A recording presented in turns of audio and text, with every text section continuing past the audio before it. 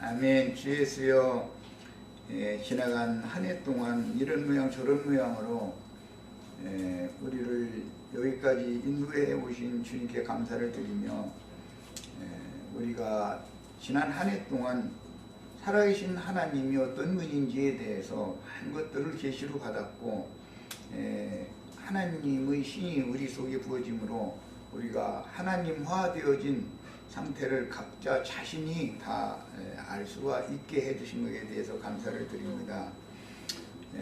우리 같은 죄인들을 구속해서 우리들의 그 장막이 되어 주시려고 세상에 오셨던 주님께서 구속을 이룬 후에 당신의 장막을 삼으시려고 우리를 당신의 처소로 거처로 세우시는 하나님의 새 일을 일하심에 대해서 많은 것들을 배웠는데, 오늘 레위기 23장의 마지막 절기 장막절 말씀을 나눌 때 구속받은 성도들의 영원한 장막은 주님이 되시며, 주님의 영원한 장막은 교회가 된다고 하는 이런 명백한 성경의 진리에 대해서 명확하고 확실하게 깨달아서 우리가 하나님의 신이 임재하고 거처할 수 있는 거룩한 성신의 전이 될 수 있도록 형제자매님들 심령과 마음에 늘 거룩하시고 의로우시고 완전하신 하나님의 신이 임재하셔서 삶 가운데에서 생각하는 것, 말하는 것, 행하는 모든 것에 주님을 위하여 주님이 영광이 되게 하는 삶을 올해 더 살아들여서 주님의 기쁘심이 되는 축복받은 성도들이 다 될 수 있도록 우리에게 복을 내려주시고, 말씀을 듣는 모든 이들의 심령과 마음에 주님의 충만한 은혜가 임해서 말씀을 많이 듣고 깨닫는 것도 중요하고, 말씀을 자신의 것으로 믿음으로 취해서 구원의 말씀으로 화합할 수 있도록 은혜가 더 역사되기를 주의 이름으로 기도합니다. 아멘. 아멘. 아멘. 자, 오늘은 이제 레위기 23장 마무리 절기 33절부터 44절까지에 나오는 수장절이라고도 하고 초막절이라고도 하고 장막절이라고도 하는 이 마지막 절기에 관한 말씀을 나누도록 하겠습니다. 자, 성경 같이 읽습니다. 여호와께서 모세에게 말씀하여 이르시되 이스라엘 자손에게 말하여 이르라. 일곱째 달 열 닷새 날은 초막절이니 여호와를 위하여 이레 동안 지킬 것이라.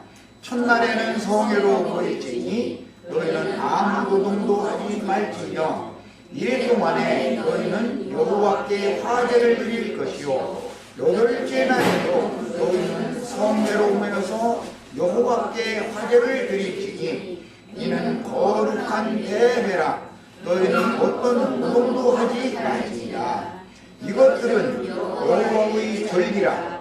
너희는 공부하여 성회를 열고 여호와께 화제를 드릴지니 번제와 소제와 희생제물과 전제를 각각 그날에 드릴지니 이는 여호와의 안식일 외에 너희의 헌물 외에 너희의 모든 서원제물 외에 또 너희의 모든 자원제물 외에 너희가 여호와께 드리는 것이니라.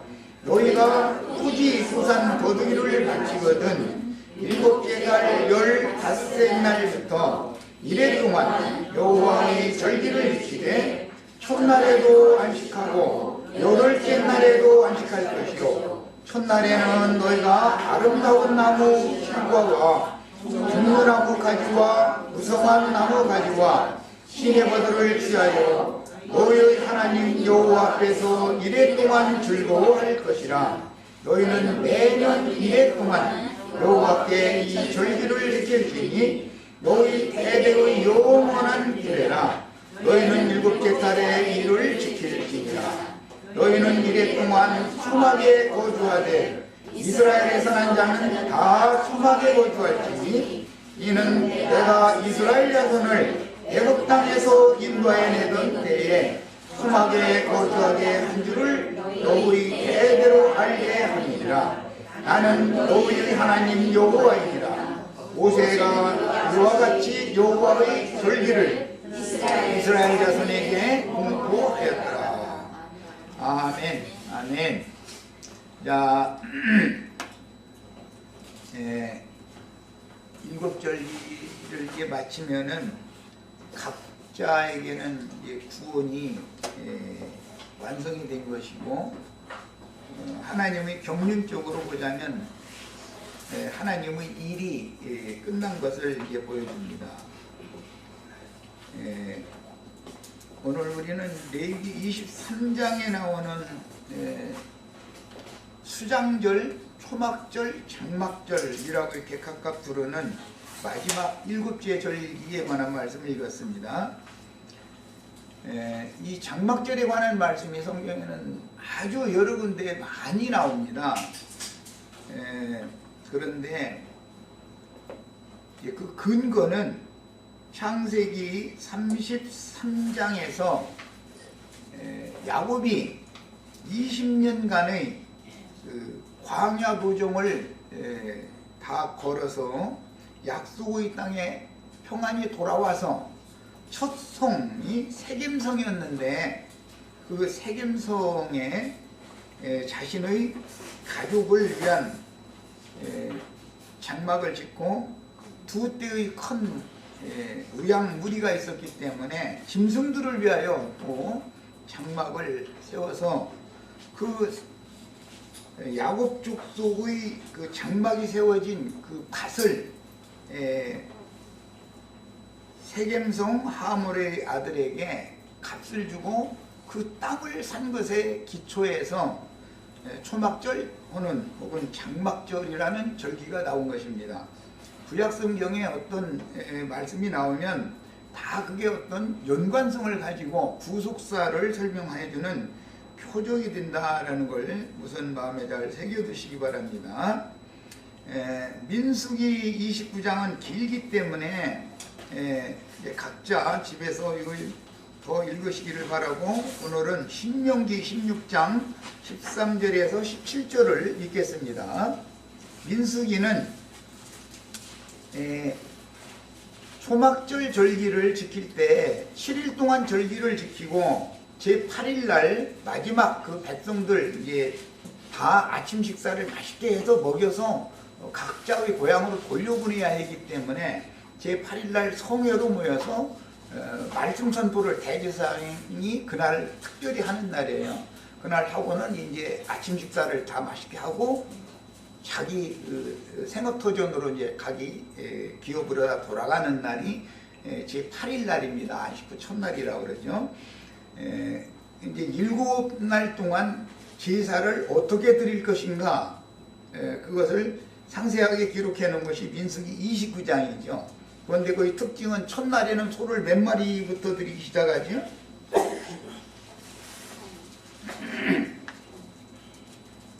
첫날에는 13마리부터 시작하잖아요.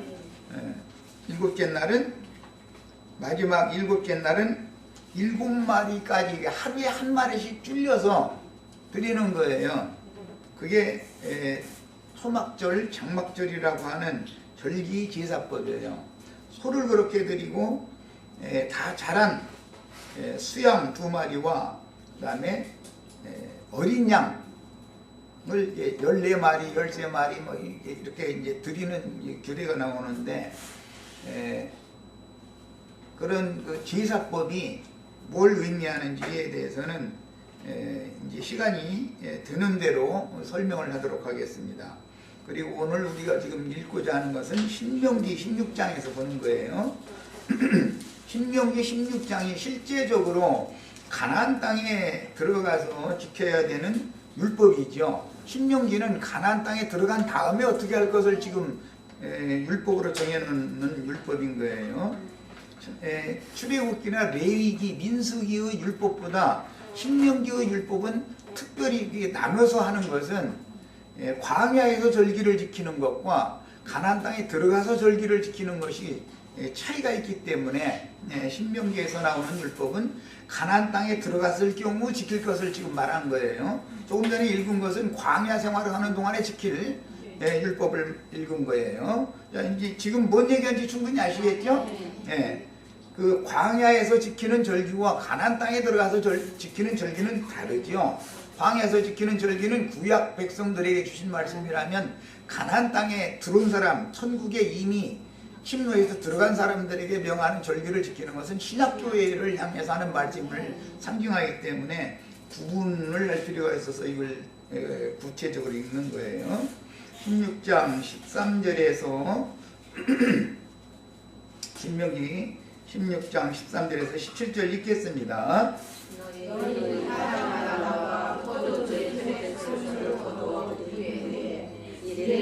이래 동안 초막절을 지킬 것이요 절기를 지킬 때에는 너와 네 자녀와 노비와 네 손 중에 거주하는 레위인과 객과 부하와 과부와 함께 즐거워하되 네 하나님 여호와께서 택하신 곳에서 너는 이래 동안 네 하나님 여호와 앞에서 절기를 지키고 네 하나님 여호와께서 네 모든 소출과 네 손으로 행한 모든 일에 복 주실 것이니 너는 온전히 즐거워하리라. 너희 가운데 모든 남자는 1년에 3번 곧 무효절, 칠칠절, 초막절에 네 하나님 여호와께서 택하신 곳에서 여호와를 배우되 빈손으로 여호와를 배우지 말고 각 사람이 네 하나님 여호와께서 주신 복을 따라 그 힘대로 드릴지니라 그랬어요. 자, 여기에 나오는 초막절 율법은 광야에서 지키는 것을 지금 명령한 게 아니다라는 거 말씀을 드렸어요. 가나안 땅에 들어갔을 때 지키는 율법이에요. 이것은 신약 백성들에게 적용하는 말씀이에요. 신명기는 늘. 자, 그 다음에 여기 보면은 이제 너의 타작마당과 이것은 가을 추수를 말하는 건데 실제는 그 밀추수가 가을 추수가 아니고 여름 추수입니다. 보리추수는 봄 추수고 밀추수는 여름 추수예요. 그리고 곡식 추수, 그 다음에 포도주 틀의 소산이라고 그랬는데 대표성을 갖는 것이고 무화과 추수라고 하지 않고 포도주 추수에 대해서 말씀하는 건 늘 신약을 적용하는 말씀인 거예요. 이제 구약 성경을 읽을 때도 무화과를 따먹는 얘기가 나오면은 이스라엘 백성들에게 하는 말씀이에요. 혈통적인 포도나무 열매를 먹는 얘기라면 무조건 구속받은 신약의 성도들을 염두에 두고 하는 말이에요. 이런 것을 잘 이제 시대 구분, 경륜적인 구분도 해가면서 읽을 줄 아셔야 돼요. 추수는 3번 하는 건데 봄 추수가 있고 여름 추수가 있고 가을 추수가 있어요. 겨울에는 쉬는 거예요. 자, 봄 추수는 보리 추수를 하는 거예요. 그것은 구약 시대에 첫째 예수 그리스도의 부활 때 첫째 부활로 함께 일어날 자들이 해당되는 곡물이에요. 천국 곡물. 그 다음에 밀추수는 오는 생명의 부활이 또 있죠. 그때 일어나게 될 신약 이방인 가운데에서 구원 얻은 성도들 중에 첫째 부활로 일어날 자들을 염두에 두는 추수예요. 밀추수예요. 그 다음에 포도주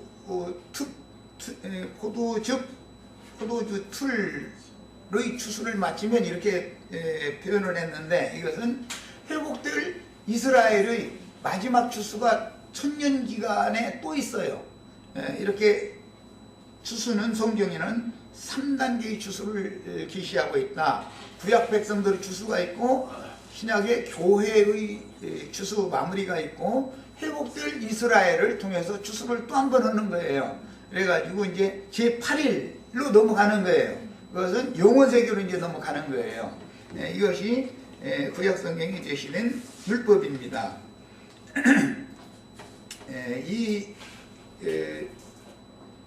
스가랴 14장 그거 읽고 와야 되겠다. 느헤미야 8장 14절로 18절에 보면은 바벨론에 사로잡혔다가 돌아온 무리들이 막대기 아래를 통과해가지고 계수가 되죠. 각 지파별로 계수된 사람들만 초막절을 지키는 얘기가 나와요. 느헤미야 8장에 나와요. 그거는. 야, 이것은 신약 교회가 세속화되고 타락하게 돼 있다는 거예요. 그것은 이미 아브라함에게 말씀을 하셨을 때 가나안 땅에 가면 복을 주신다고 그랬지만 기근이 임해서 애굽에 가서 그것은 타락을 말하는 거예요. 상징이요. 사로잡혀 간다고 말이야. 세상으로 가서 종살이 하다가 아내를 되찾아 가지고 원래 약속하신 땅으로 되돌아와서 제단을 쌓았죠.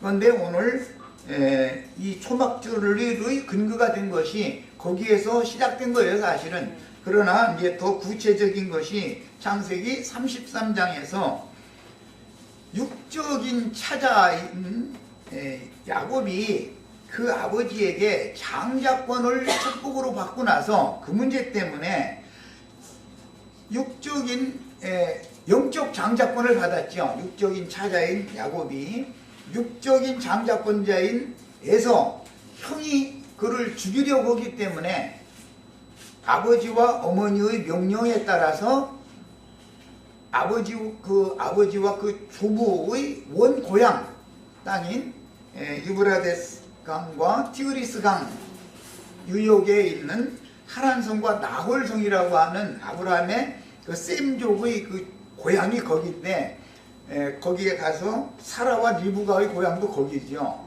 거기에 가서 네 처와 11 아들과 한 딸을 얻어가지고 지금 원래 자기가 그 아버지 집에서 출발해서 떠났던 땅으로 다시 돌아왔어요. 그 이제 바로 전에 요단강을 건너가지고 자기를 죽이기 위해서 벼르고 기다리고 있던 형을 만났죠.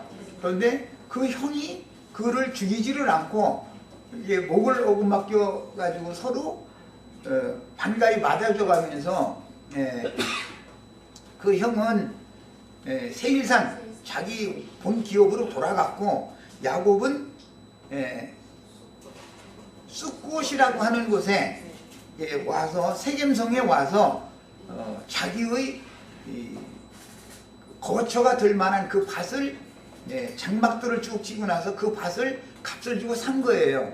그러니까 가나안 땅을 값을 주고 샀다라고 하는 것은 실제적으로는 구속하신 우리 형제 자매님들의 영혼을 예수의 피로 산 것을 상징하는 거예요. 땅을 구속했다 이거예요.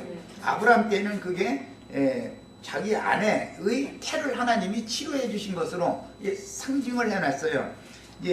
그래서 그 첫 성이 가나안 땅에 들어왔을 때 첫 성이 세겜성이었는데 세겜성이라는 말은 가나안 족속 세겜 사람이 지배하는 영역이다라는 뜻이에요. 구약 성경에 보면 지명과 인명이 같은 경우가 많이 나오죠. 그것은 하란성, 예를 들어서 그러면 아브라함의 할아버지 하란이었잖아요. 또 아브라함의 아들도 하란이라는 이름이 있었죠. 이와 같이 사람의 이름과 지명이 같다는 건 그 족장이 그 성을, 그 지역을 지배하는 터전이다, 그런 뜻인 거예요. 그런데 야곱은 그 땅을 산 다음에 그 땅에다 제단을 쌓았어요.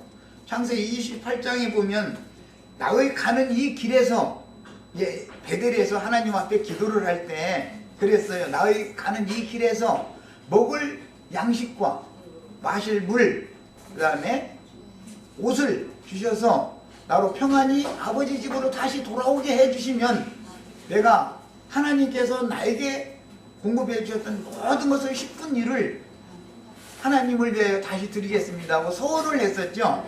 그런데 그 제단을 20년 만에 돌아와서 서원 제사를 지금 이루는 중이단 말이야. 이런 이제 기본 원리를 잘 마음에 새겨두시고 말씀을 이제 들으셔야 되겠어요. 스가랴서 14장 16절로 21절을 읽습니다. 스가랴서를 다 같이 펴니다. 성경이라는 건 늘 어떤 이관된 어떤 흐름이 있어요. 근거가 있는 것이고 흐름이 있는 거예요. 그래서 내가 늘 그런 얘기를 하지만 어떤 사람들이 어떤 한 단어나 한 구절이나 그거 이제 물론 그게 은혜가 됐기 때문에 이제 그걸 가지고 이렇게 특별히 강조를 할 거예요. 그러나 거기에 이렇게 딱 붙잡혀 버리면 하나님의 말씀하시고자 하는 원래의 뜻이 완성해 나가지 못할 수가 있다 이거야. 엉뚱한 데로 빠져버릴 수가 있단 말이야. 그런 경향이 너무 많아요. 부분적인 진리에 이렇게 딱 붙잡히는 경우 그 사람이 더 무섭죠. 왜냐하면 자기 것만이 제일이라고 우기게 마련이기 때문에. 그래서 성경이라는 건 흐름을 따라서 말하고자 하는 의도를 흐름을 따라서 해석하고 이해할 수 있는 그런 영감이 필요한 거예요. 자, 이제 스가랴서를 읽는 것은 바벨론에서 사로잡혔다가 돌아온 무리를 인도하던 선지자들이 학개, 스가랴, 말라기 이런 선지자들이죠. 자, 그래서 교회가 타락을 하고 나서 교회를 완전히 회복하는, 교회 생활을 회복하는 그런 말씀을 맡은 종 선지자들의 증거가 학개나 스가랴나 말라기나 이런 선지자들의 증거예요. 근데 이걸 염두에 두셔야 돼요. 이게 이제 스가랴 14장은 맨 먼저는 예수님과 그 제자들에게, 또 오늘날 우리들에게는 세속 교계에서 나와서 교회 생활을 회복하는 하늘의 장자교회 무리에게 특별히 주는 말씀이다. 이렇게 이해를 하시고 받으면, 느헤미야서의 초막절 제사를 드리는 말씀이 나왔는데 그 느헤미야의 그 가르침이 선지자의 예언으로 지금 다시 예언되고 있는 거예요. 이것이 성경의 흐름이기 때문에 이해를 잘 해가면서 읽어야 되겠어요. 자, 12절부터 다 읽겠습니다. 21절까지 읽습니다. 예루살렘을 친 모든 백성에게 여호와께서 내리실 재앙은 이러하니, 그때 당시 역사적으로는 예루살렘을 친 모든 백성이라는 건 바벨론 제국이, 바벨론은 여러 제국으로 여러 나라들이 합쳐져서 연합국이었었죠. 이 바벨론에게 사로잡혀갔다라는 것은 어떤 한 조그만 그 나라에 사로잡혀간 게 아니라 바벨론이라고 하는 제국으로 사로잡혀간 걸 말하는 거예요. 열국으로. 자, 그런데 예루살렘을 친 모든 백성이라는 건 바벨론 제국, 역사상으로는 바벨론의 제국에 속한 열국 그 연합군대가 와서 쳐버린 거였었죠. 예루살렘을. 그리고 왕족들, 제사장족들, 선지자들 다 사로잡아 갔었던 거잖아요. 3차에 걸쳐서. 그런데 지금 70년 만에 돌아왔어요. 그 다음에 초막절을 기념으로 지킨 것이 느헤미야서 8장에 나오는 얘기고, 그 말씀을 영적으로 다시 적용하는 예언을 스가랴 선지자가 지금 하고 있는 거예요. 지금 이 역사적인 배경을 잘 아셔야 되겠어요. 자, 나갑니다. 여호와께서 내리실 재앙은 이러하니, 그게 큰 성 바벨론을 하나님께서 심판하겠다, 이 예언이 되는 거죠. 바벨론 제국 사람들이 와서 예루살렘을 쳤으니까, 이것은 이제 영적으로 하자면 큰 음력교회는 하나님이 심판해버리겠다. 그리고 큰 음력교회 중에서 내 백성은 나와라 했을 때 주님 품으로, 주님이 우리의 영원한 거처죠. 주님이 우리의 장막이에요. 그 참 장막, 영원한 처소가 되는 주님께로 나온 자들에게는 이런 복을 주겠다, 이 얘기를 지금 예언하는 거예요. 이 말씀의 문맥에 대한 흐름을, 역사적인 사실이 있고 그걸 선지자들이 어떻게 재해석을 하는가, 이걸 지금 내 설명하고 있는 중이에요. 곧 섰을 때 그들의 살이 썩으며, 바벨론 사람들은 가만히 서 있는데 그들의 살이 썩는다는 거예요. 문둥이가 살 썩어 들어가죠. 문둥이는 살이 썩어 젖어 내리잖아요.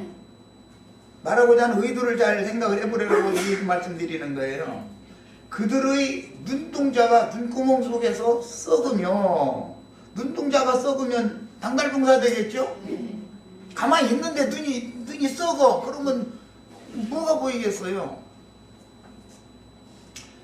그들의 혀가 입속에서 썩을 것이요, 혓바닥 썩으면 말 못하겠지 뭐.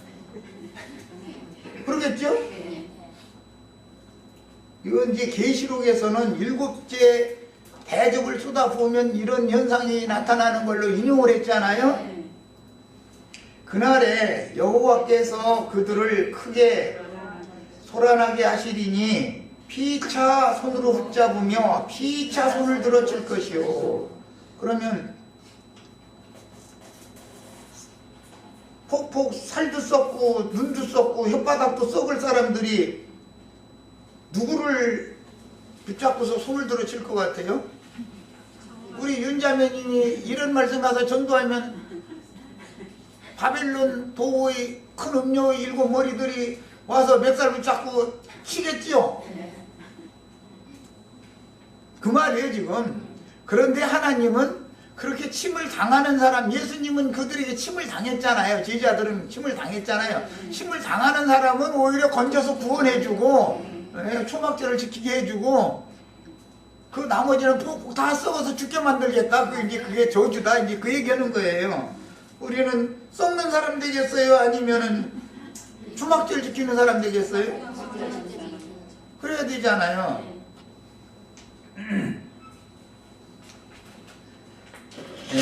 유다도 예루살렘에서 싸우리니, 유다가 대항을 하는 거죠 이제.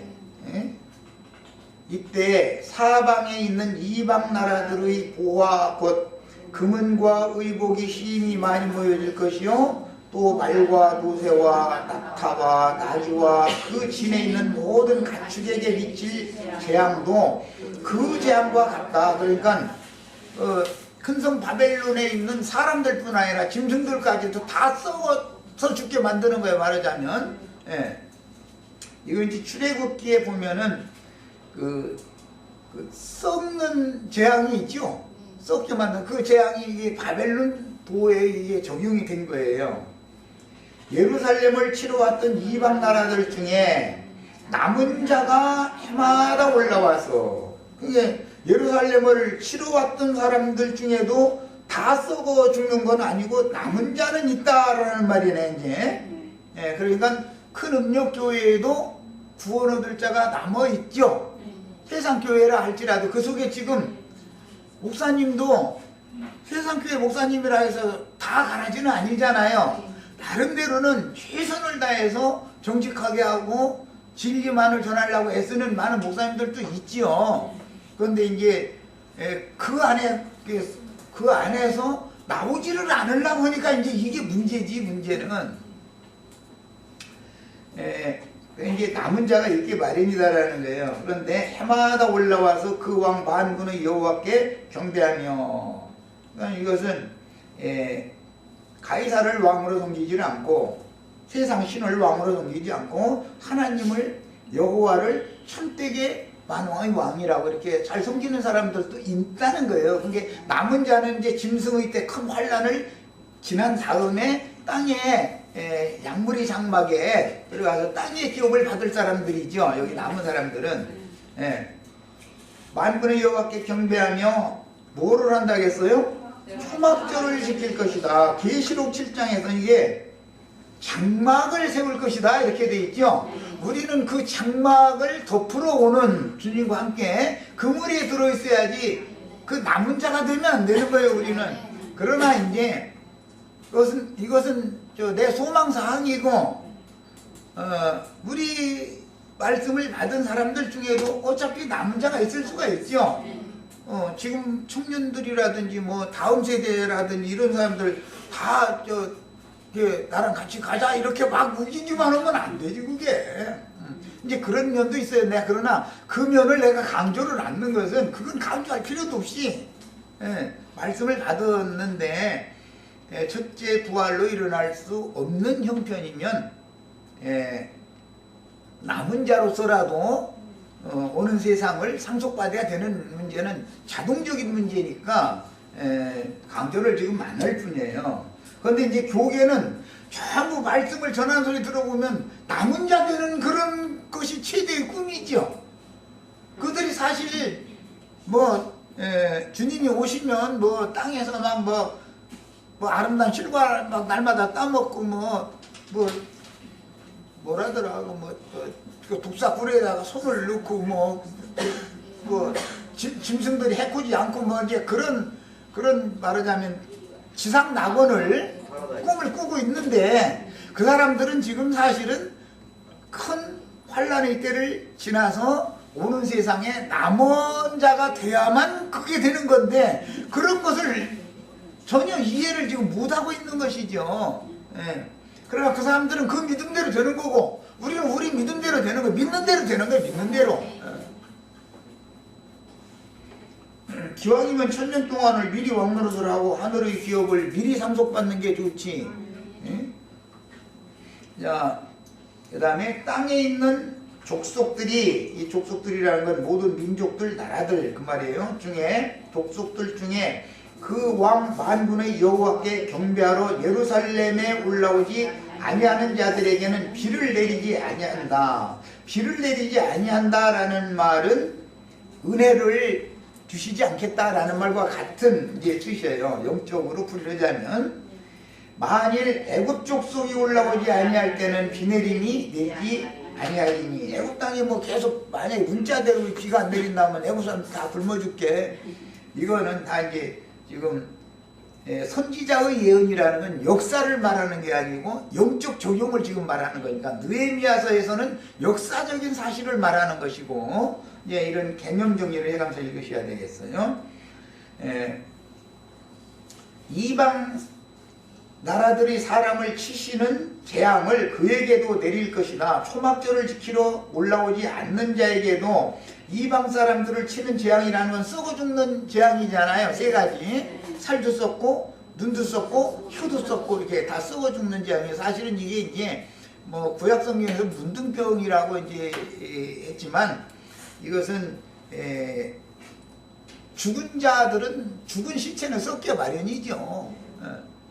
산 자는 썩을 리가 없죠. 절대로 살아있는 것이 썩는 법은 없죠. 어딘가 뭐 깊은 상처가 나서 그 살이 그 부위가 죽으면 살이 썩는 것이고 그 부위만 이제 도려내고 새 살이 돋아나오면 회복되는 것이고 이런 이치를 생각해 보시면 되겠어요. 이게 생명의 죽고 사는 원리를 지금 여기 적용한 거예요. 그 다음에 애굽 사람이나 이방 나라 사람이나 초막절을 지키러 올라오지 아니하는 자가 받을 벌이 그러하니라. 받을 벌이라는 건 썩어 죽는 거예요. 그날에는 말방울에까지 여호와께 성결이라. 이 말방울 얘기가 나왔는데 말은 육체를 말하는 것이고 말의 이 목 부위, 얼굴 이 부위에다가 이렇게 양쪽에 방울을 달죠. 말이 움직일 때 소리가 나게 하느라고 이제 말방울, 그런데 말을 타고 다니는 거잖아요. 자, 이거는 비유적인 표현이다. 영적 표현이다. 그러니까 이것은 믿지 않는 사람들도 하나님이 행차하시는 것에 대해서 기별을 소리를 딸랑딸랑딸랑 소리를 낼 수가 있게 해준다. 이제 그런 것을 염두에 두고는 말이에요. 그 다음에 말방울에까지 여호와께 성결이라. 하나님을 모르든 말은 육체요 그러잖아요. 육에 속한 사람들인데도 하나님께 대한 성결의 영으로는 주님이 육체로는 유대인의 혈통을 따라서 오셨고 성결의 영으로는 맏아들로 부활되셔서 살려주는 영이 되셔서 오셨죠. 살려주는 영, 그 영이라는 건 성결의 영을 말하는 거예요. 그런데 모든 사람들이 이때 같으면은 여호와께 우리는 성결해야 된다라는 것을 말이 지나다니면서도 다 성결해야 됩니다. 성결해야 됩니다. 이래가면서 지나간다는 거예요. 말하자면. 이제 쉽게 내가 설명하는 거라고 이렇게 한 거예요. 성결이라 기록될 것이다. 여호와의 전에 있는 모든 솥이, 여호와의 전에는 많은 이제 솥이 있어요. 왜냐하면 제물을 삶아가지고 제사를 드릴 때 화목제, 특히 화목제를 드릴 때는 많은 사람들을 먹여야 되기 때문에 솥이 많이 있는데 그 솥은 제단 앞에서 필요한 많은 주발과 다름이 없다. 그러니까 솥은 사실은 제사용으로 쓰는 솥은 불과 몇 개가 안 되지만 주발은 많거든요. 그릇들은 많이 써야 돼요. 큰 집에는 뭐 금그릇, 은그릇, 뭐 목기그릇, 토기그릇 등이 필요대로 많이 있게 마련이죠. 그런데 여기서 이제 주발과 다름이 없이 솥이 그렇게 많아야 된다라는 말을 하는 거예요. 예루살렘과 유다의 모든 솥이 예루살렘과 유다에 있는 모든 민간인의 솥을 다 공출해야 된다. 공출. 왜? 예루살렘에 절 초막절을 지키러 오는 사람들 하도 많으니까 그 사람들 일주일 동안 먹여서 보내야 되잖아요. 제8일날 성회하고 아침까지는 먹여보내야 되는 거거든. 그리고 이제 대제사장이 제8일날 손을 들어서 축도를 해야만 절기가 끝나는 거기 때문에, 야, 그러려면 얼마나 많은 솥이 필요하겠어요. 사람들 다 먹여야 되는데 수백만 명을. 이제 그런 것을 염두에 두는 말이에요. 그러니까 모든 솥이 갑자기 필요하기 때문에 예루살렘과 유다 지역에 있는 민간인의 솥을 다 공출하는 거예요.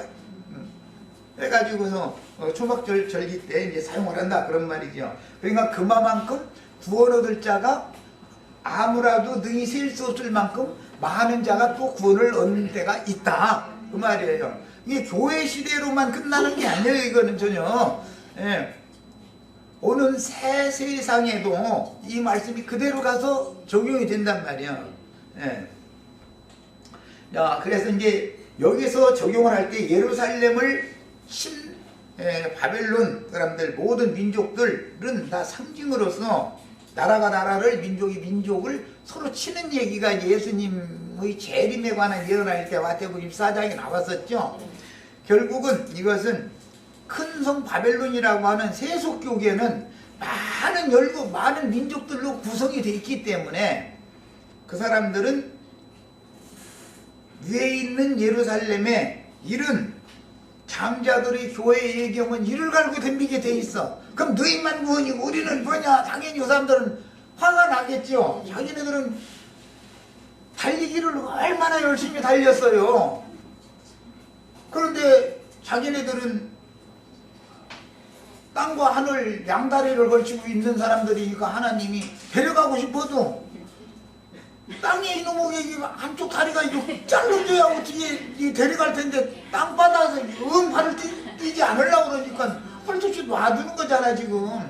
이 말은 땅에 속하고 육신에 속한 세상사의 일을 추구하는 그 영과 마음 정신이 끊어지지를 않았다 이거예요.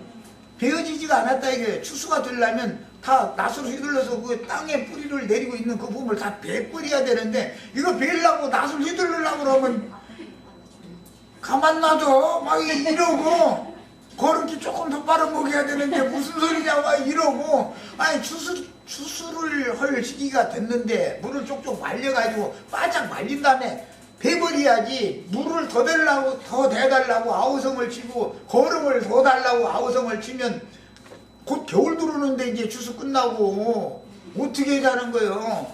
이런 얘기를 하면은 알아듣들 못하는 거예요. 이 천국 농사와 추수법에 대해서 이해가 안 되기 때문에 겨우 배에서 이제 다발로 해서 노젓가리를 타작마당에다가 다 해놨어. 탈곡할 날짜 잡아가지고서 오늘 탈곡합시다 했다가는 이대로 놔두라 이거요. 그럼 아니 그대로 있으면 폭폭 썩을 건데 아깝지 않냐. 노젓가리로 계속 놔두면 눈비 계속 맞으면 내년 푸른 되면 썩어버리죠. 안 된다. 털어내야 된다. 그렇게 하면은 가만 놔두라 이거요. 내를 지금 털면 됐냐 이거요. 이게 타작기계 갖다 대려고만 하면은 난리가 나는 거야. 가만히 생긴 대로 놔뒀다가 생긴 대로 살다 죽게 놔두라는 거지 말하자면. 이러면 어떻게 했냐 이거요. 이 사람들은 못 데려가는 거지. 그러니까 이런 얘기를 추수법을 알아야 돼. 이스라엘 땅의 농사법과 추수법을. 때에 따라서 하나님이 추수 때가 되면 추수하는 나팔을 부는 종들을 보내게 돼 있기 때문에 그 사람들이 지금까지 자기네들이 율법 선생이 되어서 별것을 나가르치고 아는 지식이 별것이 많아도 때가 시대가 바꿔졌으면 경륜이 바꿔지는 얘기이기 때문에 말씀을 그 사람한테 하나님이 보낸 종들에게 오히려 들어야 되는 것이죠. 자기 주장을 계속 세우려고 하면 안 되지. 때가 다르잖아. 심을 때가 있고 물을 줄 때가 있고 벨 때가 있고 탈곡할 때가 있고 장막에다가 곡간에다가 갖다 알곡을 다 갖다 드릴 때가 있고 그게 딱 끝나면 겨울이 오는데 겨울 오면 안 씻고 쉬어야 되잖아. 그런데 그때까지 들판에 있겠다든지 들판에서 겨우 억지로 휘어다가 이렇게 다발 쳐가지고서 노젓가리에서 이제 마당에다 이렇게 쌓아놨다가 좀 지나서 날짜가 돼야 탈곡을 하는 것이거든. 그것도 좀 더 말리느라고 그러는 거요. 잘 털어져야 되잖아. 아직도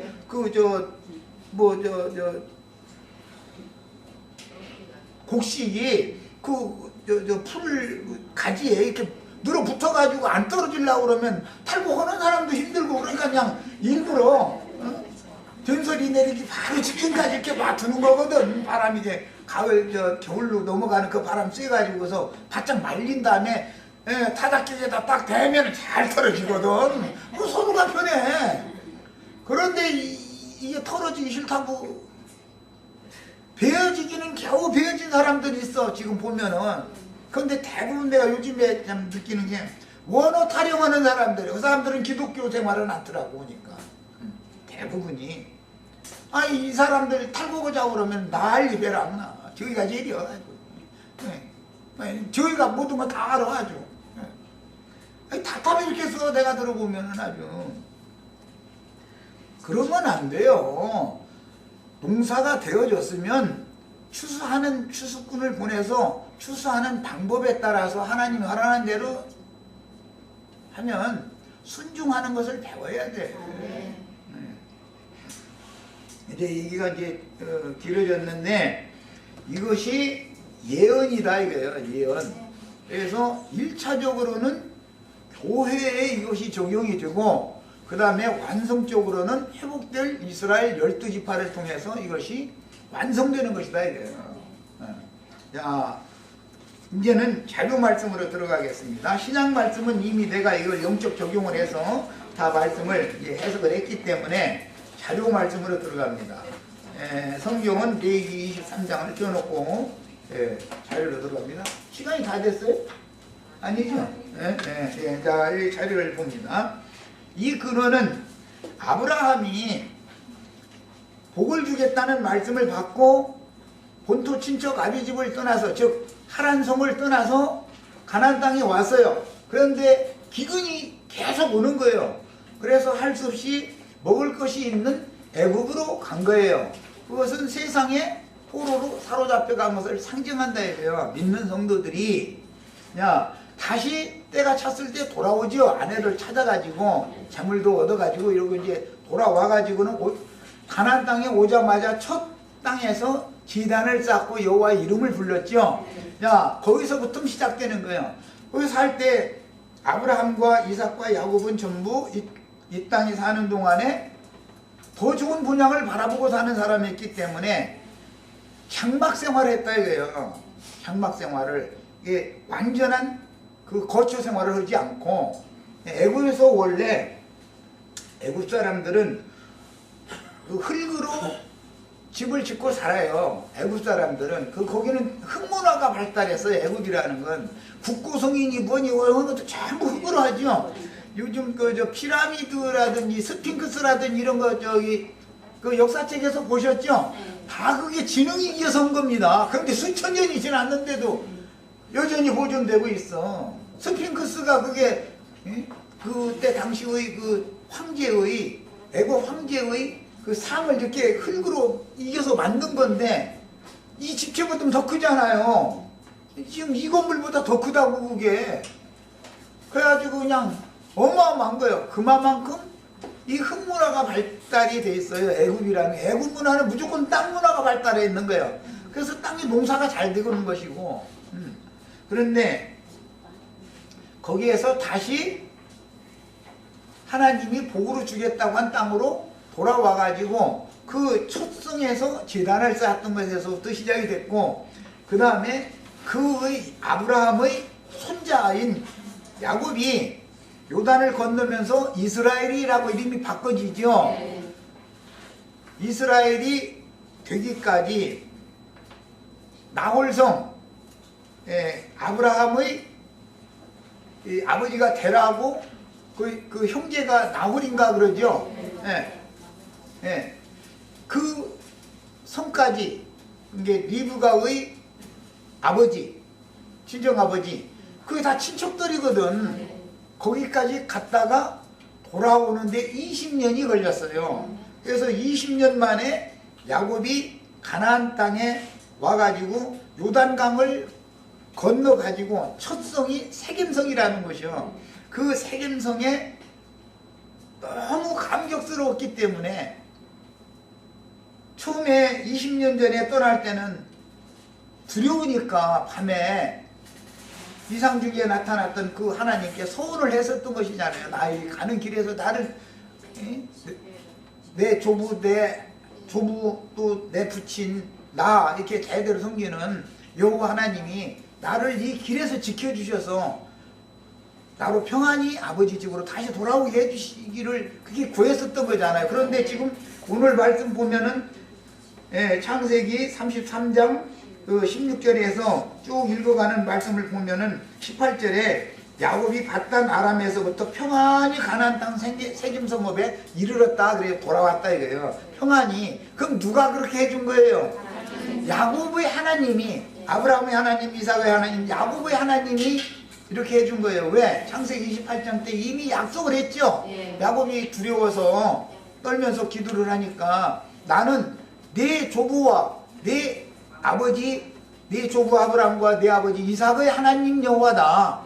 내가 네가 어디로 가든지 너 함께 가고 네가 또 다시 돌아올 때도 내가 너를 데리고 이 땅으로 돌아올 거다. 안심을 시켜주는 약속을 하셨죠. 야곱은 그 약속을 믿고 갔다가 지금 왔는데 약속이 이루어진 거예요. 오늘 야 이게 장막절의 시원이 된 거예요. 자, 첫 시간 여기까지 마칩니다.